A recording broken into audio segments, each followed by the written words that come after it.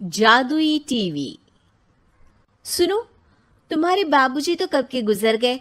अब उनका जो सामान है वो पड़े पड़े कबाड़ा हो रहा है।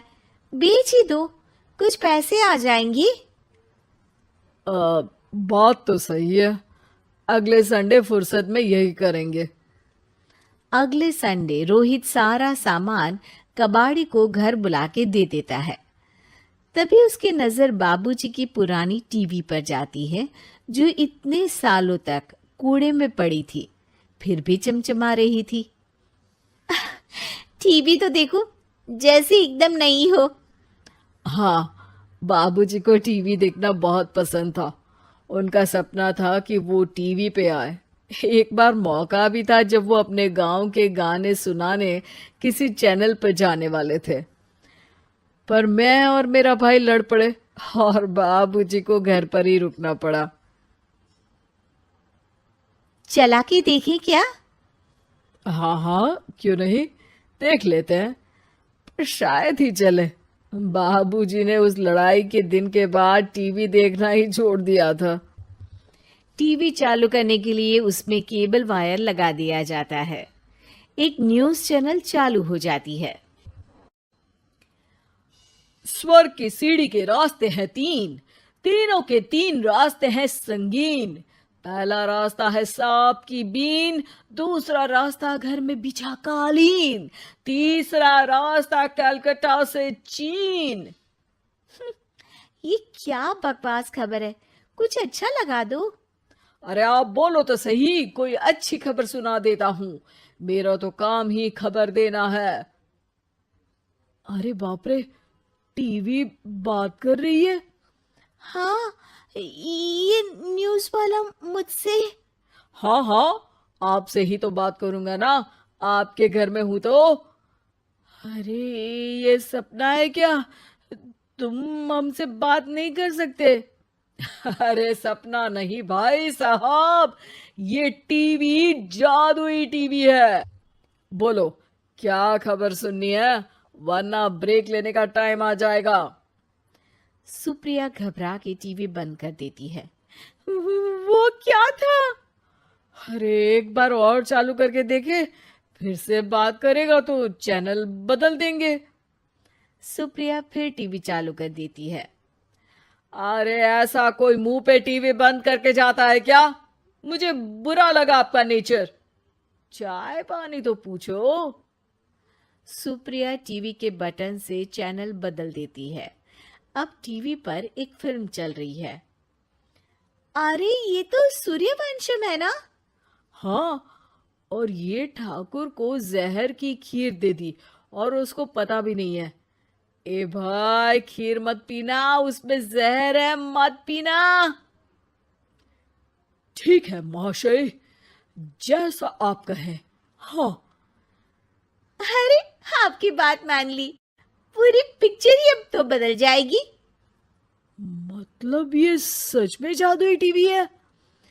तभी वहां कबाड़ी आ जाता है। भैया, टीवी के 150 रुपए दूंगा, चलेगा? अरे 1.5 करोड़ में भी ना दे तुमको ये टीवी हम। अरे 1.5 करोड़ खरीदने को होते तो तुम्हारे घर में ये पानी चाय नहीं पीता, अंबानी या टाटा के घर बैठा कोल्ड कॉफी पीता। रोहित कबाड़ी का हिसाब करके उसे वहां से चलता करता है और अपने भाई शशिकांत को फोन लगा के बुलाता है। शशि थोड़ी ही देर में वहां पहुंच जाता है। क्या हो गया भैया? अरे बाबूजी का टीवी याद है? हाँ हाँ, जिसमें घुसे रहते थे हमेशा वो, और अपने को कुछ नहीं देखने देते थे। अरे वो अब जादुई टीवी बन गया है। भैया, आपकी बकवास करने की आदत अब तक नहीं गई। अरे आपके घर में बच्चे हैं, अब तो बड़ों जैसी बात करो। रोहित जाके टीवी चालू कर देता है। टीवी पर एक जादू का शो हो रहा है जिसमें एक जादूगर है। अब मैं अपनी टोपी में से कबूतर निकालूंगा। श्रिंग ब्रिंग शरिंग बम फपा फुफी फुफा पाउ। टीवी से कबूतर निकलता है और शशिकांत के सर पर आकर बैठ जाता है। भैया, ये क्या हो रहा है? भैया इसे उड़ाओ। ए कबूतर, जा जा, कबूतर चल निकल। अब मैं टोपी में से सांप। सांप सुनते ही शशिकांत कांप जाता है और भाग के टीवी बंद कर देता है। भैया सॉरी भैया, मैं समझ गया ये सच में जादुई टीवी है, पर एक बार और ट्राई करते हैं। पर भाभी कोई दूसरा चैनल लगाओ हाँ, जिसमें डर ना लगे। सुप्रिया टीवी चला देती है और न्यूज लगा देती है। अरे कितने दिनों बाद मुझे याद आया, बताइए क्या खबर सुनाओ। और ये नया आदमी कौन है?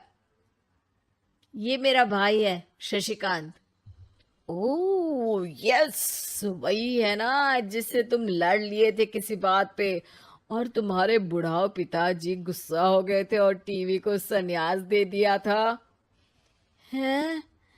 तुमको कैसे पता ये सब? इस टीवी में रहने वाले आदमी से लेकर कबूतर तक को तुम्हारे बाबूजी और तुम्हारी बातें पता है, इसीलिए तो ये जादुई टीवी है। ये टीवी क्या कर सकती है वैसे? तुम जो मांगो दे सकती है। कहानी बदल सकते हो, खबर बदल सकते हो, कोई चीज मांग सकते हो। अरे भैया, ये टीवी मैं लेके जा रहा हूँ। बाबूजी का लाडला तो मैं ही था ना। अरे ऐसे कैसे? मैं बड़ा बेटा था, अब तक मेरे घर में टीवी थी ना। अब तक कहाँ गए थे पिताजी के लाडले? तुम्हारी गलती का एहसास भी है। अरे भैया ज्यादा ना बोलो वरना भूल गए, आपके दांत तोड़ दिए थे मैंने उस लड़ाई में। मेरी बीवी के सामने मेरी बेइज्जती करता है, रुक। दोनों भाई हाथापाई पे उतर जाते हैं। रुक, बताता हूं तुझे कि कौन बड़ा है। अरे छोटे का दम तो देख लीजिए आप।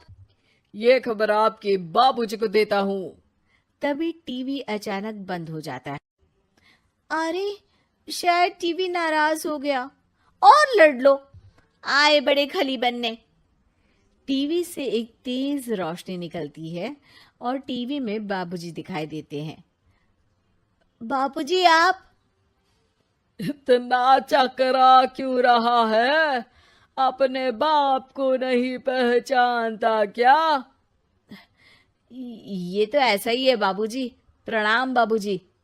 अरे चुप कर, तुम दोनों ही उल्टे हो। तुम्हारी वजह से मैंने टीवी में आने के सपने को छोड़ दिया, तुम्हारी लड़ाई की वजह से। और तो और, जितना मैं अपनी बीवी को नहीं देखता था उतना टीवी को देखता था, वो भी छोड़ दिया तुम दोनों की लड़ाई की वजह से।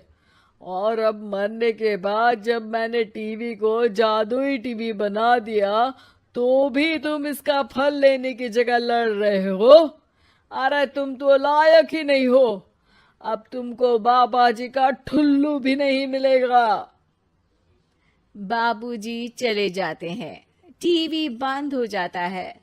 रोहित और शशिकांत गिड़गिड़ा के टीवी के सामने हाथ जोड़ के बाबूजी को बुलाते हैं, पर टीवी सिर्फ धुआं निकालता रहता है।